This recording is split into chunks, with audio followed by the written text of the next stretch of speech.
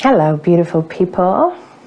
I wanted to jump on and start this series, my journey with meditation, because it's all very well sharing meditation, sharing techniques, and whilst experience is simply experience, I feel like me sharing my story can encourage you to explore your story, and it's had such a profound effect on my life that I can't help but share.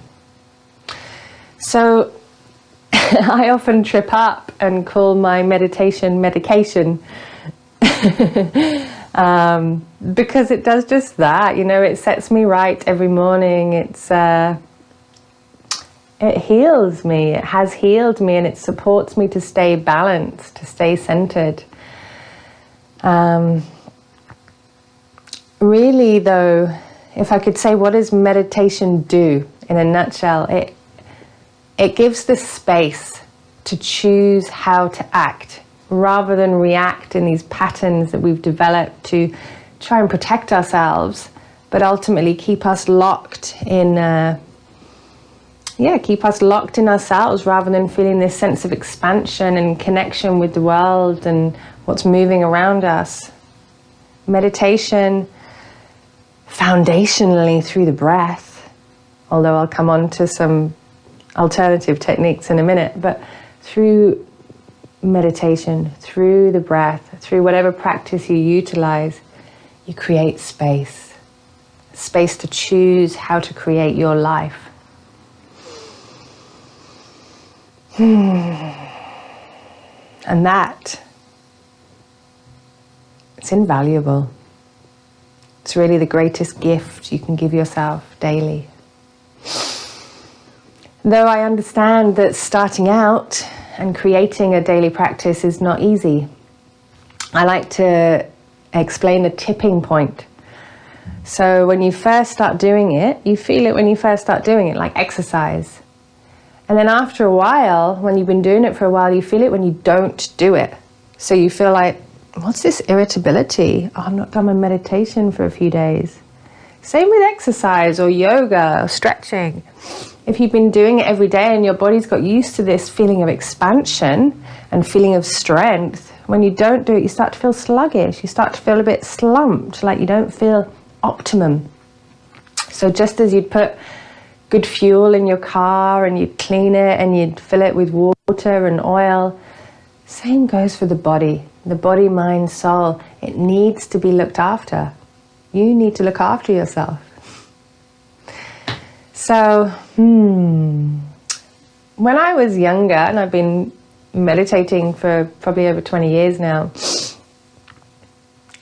I really struggled. I knew that I wanted to meditate, but sitting, like, I've got to sit with my back straight and this isn't comfortable and I've got to sit still and quiet and my mind was just thinking about all sorts.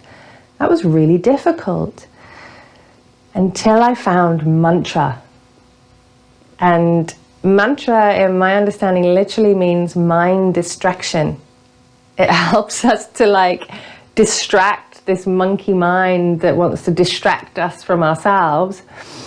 It gives a thread, a repetitive sound, a repetitive word, which is also truly powerful, that helps to support a steady rhythm for the mind so that we can clear out the subconscious, so that we can sit and be without getting caught up and getting frustrated in our mind junk.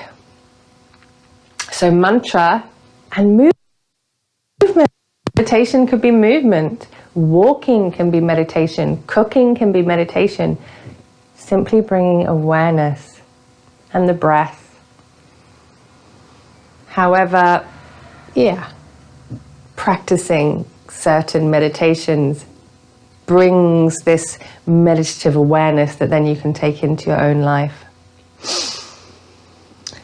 So I understand that chanting mantra can be a little bit out there for a lot of people.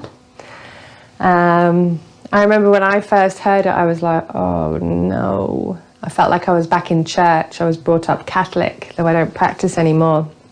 I was like, oh. But the Kundalini yoga classes that I was going to were touching me. Like, I didn't know what was going on. I just knew that it felt good. It was making me feel good. So I gave it a go. And at first, this block. I was afraid of being heard.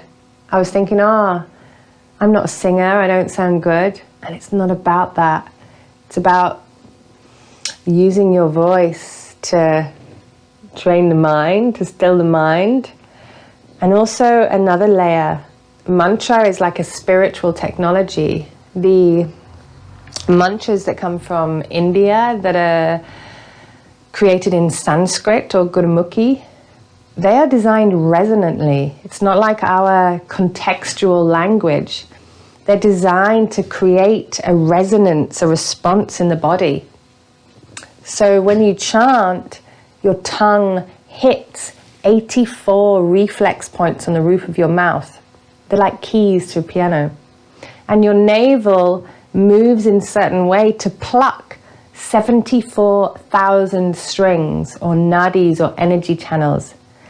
So these mantras are designed to hit certain keys and pull certain strings, which then send signals to the hypothalamus, which is the regulatory brain gland in the brain, that then releases certain feelings. So it's a spiritual technology. It's literally like an amazing machine. It's utilizing this amazing machine of the body, playing yourself to make you feel good. It makes me feel good just talking about it.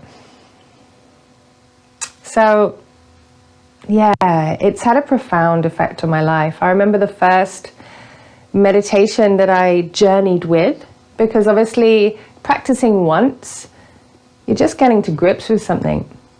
In Kundalini Yoga, which is my main form of practice, we do something for 40 days. The same meditation for 40 days, which is like a moon cycle with a bit extra. It really imprints and makes a change, a lasting change in our psyche, in our neural pathways, in our physicality.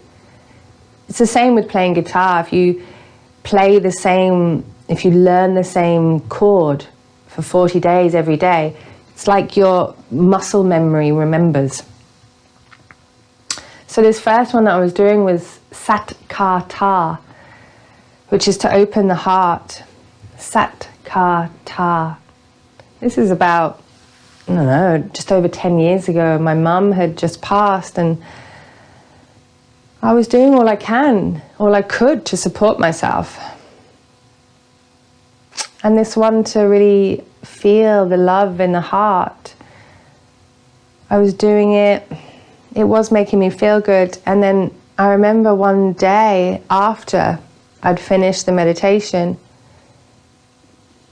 a hand held my face.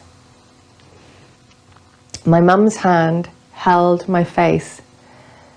And it sounds ridiculous. She was dead. But that touched me beyond belief. It really showed me how profound chanting these ancient mantras really can be. And I've journeyed with Bandha Jamye, honoring the divine feminine, Haramukande, breaking the mask, the soul body, several, and really there's so much to be explored. They're like a psychedelic journey that you dip into day on day, and it's like reading an amazing story of your life over a 40-day, maybe 90-day cycle. Really, it's like unpeeling the layers of you through meditation. Whew. And there's another layer to it, to chanting mantra, I work with spirituality and sexuality and attempt to unite them in the heart. And the mouth, the jaw is very much connected to our sexual area. The jaw is like the pelvis. When you've got a tight jaw, you're holding yourself very tight. The lips are like the yoni or the labia of the woman, and the tongue is like the lingam or the penis of the man. So your words, everything you say, creates your reality. And on another level with mantra, it's like you're making love to the divine, you're making love with life. So when you chant these mantras, which, yes, create change in you, but also connect you to the divine, to the infinite, to God, to this omnipresent existence that holds us, whatever word you want to use.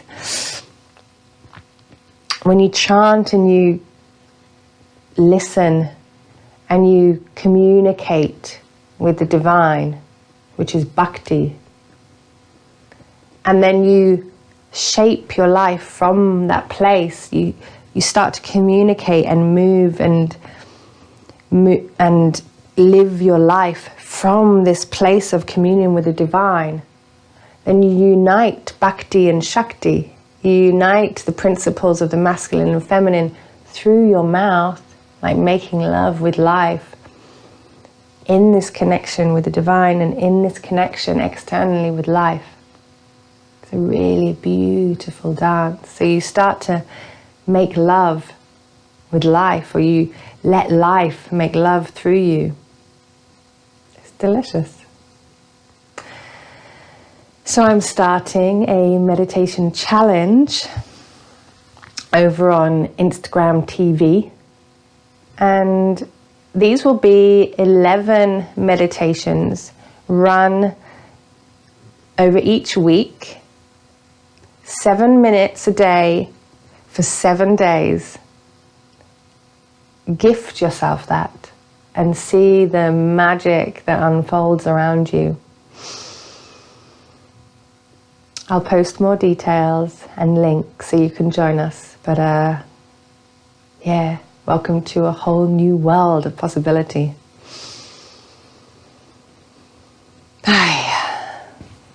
So much love and joy